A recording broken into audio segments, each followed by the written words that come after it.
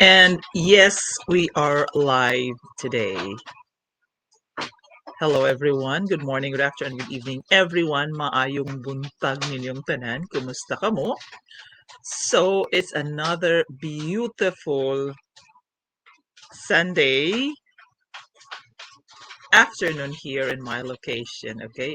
Beautiful Sunday, another great day, okay? Today it's the 1st of March. Oh my gosh. March na di ay.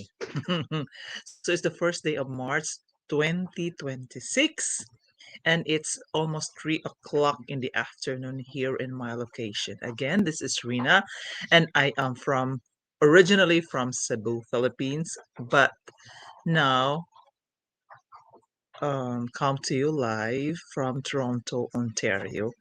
Hello. Okay, so first, salamat kayo ninyong tanan.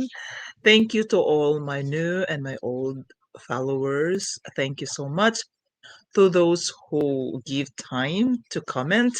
And thank you so much to all your effort na mag-like sa akong mga post. Okay?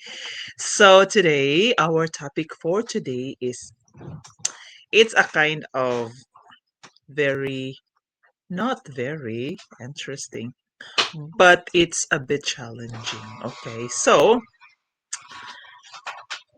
topic for today is all about dreams, mga pangandoy. Okay, so let me ask you this. Unsay mo abot sa imong mga hona when it comes to dreams? Of course, it always involves with family, no?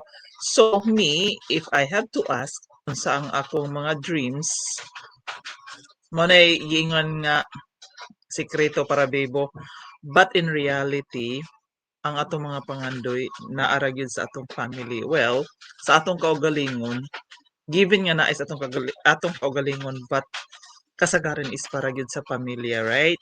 So karon, um it's all about dreams. So daghan tay mga pangandoy, daghan tay mga plano, we have lots of dreams, lots of hopes, lots of everything and so on. So what if ang atong mga pangandoy is we just sit aside, we didn't do anything. So for example, if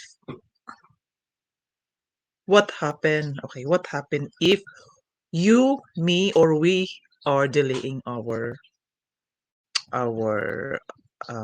dreams. Okay. Well, here's another.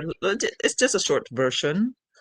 Okay, so what happens if we are delaying our dreams? Una, you lose, of course, you lose your time, and it will never ever get back. Okay, so kada adlaw imong i-postpone, kada adlaw imong i-just set aside. Okay, buhaton ni nako sunod. Ang adlaw dili na gid mobalik, ang oras dili na mobalik ang higayon. Well, there are times, well, you are lucky.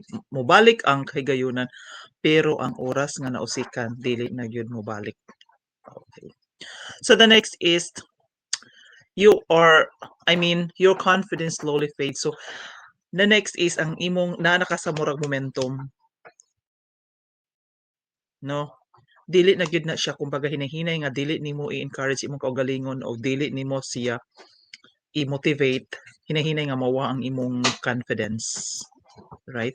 That's why og naa na ka diha, i-keep going lang jud, be consistent, and the progress is to follow. Okay. So the next is the fear of becoming stronger than your dreams. Okay. Imbis nga ang damgo nga moduso nimo, mo push nimo, nahadlok na hinuon mo gunit nimo kay nang ano. Murag wala naman kay kumpiyansa sa imong kaugalingon. So ingon ana na siya. Mao nga kanang kinahanglan gyud nga kanang kuan kay ka. Kanang very kanang isog ka. Okay. The next is if you stay in the same situation. So, walay kausaban ang imong nahimutangan ug di ka mo lihok. Same problema, same stress. And Diha ra gyud ka kutob. Ingana na siya. So the thing is, wa kay gihimo, wa kay gibuhat. So magpabilin gyud ta diha. Okay. So the next is you might end up of regretting. So wa man gyud pagbasol nga maguna or pero may maguna magulhe. Bisag magunsa ka, bisag unsay imong i-reason tanan gyud way pagbasol nga maguna. So mauna diha nga dili tungod kay napakyas ka kun dili tungod kay wa gyud nimo gisulayan. Okay? So that's why just keep going. Okay? So moabot ang kaygayonan nga hala oy may pa ako gibuhat, may pa ako gitrabaho, may pa ako sus kung nakuan ko ako tong gibuhat, ako tong gikuan ni go through ko sus karon unsa na kay akong naabot, diba ingana na siya. Okay, so I think kana lang siya sa pagkakaroon. Okay, so thank you everyone. So salamat. So if you want to know and if you want to learn more about this business, just please connect with me, connect with us at rinasoto.com. Okay, so if you want to know, if you want to ask, if you want to learn more about this business, just please connect with me, connect with us at rinasoto.com. Okay, salamat ninyong tanan, salamat kaayo to those who follow my page and to those who commenting and giving time to like my comment, my post. Salamat kayo ninyong tanan. Okay, it means a lot to us. It means a lot to me. Salamat. Okay, so take care, stay safe, and have a great day. Thank you, and stay safe, everyone. Thank you. Happy Sunday and happy weekend, everyone.